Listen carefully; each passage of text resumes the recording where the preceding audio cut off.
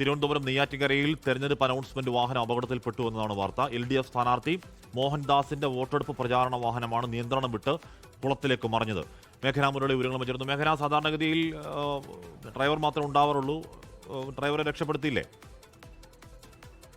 ഹാഷ്മി, ഇപ്പോൾ ഡ്രൈവറെ രക്ഷപ്പെടുത്തിയിട്ടുണ്ട്. തലസ്ഥാനത്തും ഈ തെരഞ്ഞെടുപ്പ് പ്രചരണത്തിന്റെ ആവേശത്തിലാണ്. അതിനിടയിലാണ് ഇത്തരത്തിൽ നെയ്യാറ്റിൻകര തിരുപ്പുറത്ത് നിന്ന് അപകട വാർത്ത വരുന്നത്. തിരുപ്പുറത്ത് വോട്ടെടുപ്പ് അനൗൺസ്മെന്റ് വാഹനമാണ് കുളത്തിലേക്ക് മറിഞ്ഞത്. തിരുപ്പുറം LDF സ്ഥാനാർത്ഥിയായി മത്സരിക്കുന്ന മോഹൻദാസിന്റെ വോട്ടെടുപ്പ് പ്രചരണ വാഹനമാണ് കുളത്തിലേക്ക് മറിഞ്ഞത്. നിയന്ത്രണം വിട്ട് കുളത്തിലേക്ക് മറിഞ്ഞു എന്നുള്ളതാണ് നമുക്കിപ്പോൾ മനസ്സിലാകുന്നത്. ശേഷം ഡ്രൈവറെ ആദ്യം തന്നെ രക്ഷിക്കാൻ കഴിഞ്ഞിട്ടുണ്ട്. ഡ്രൈവർ ജസ്റ്റിനായിരുന്നു വാഹനത്തിൽ ഉണ്ടായിരുന്നത്.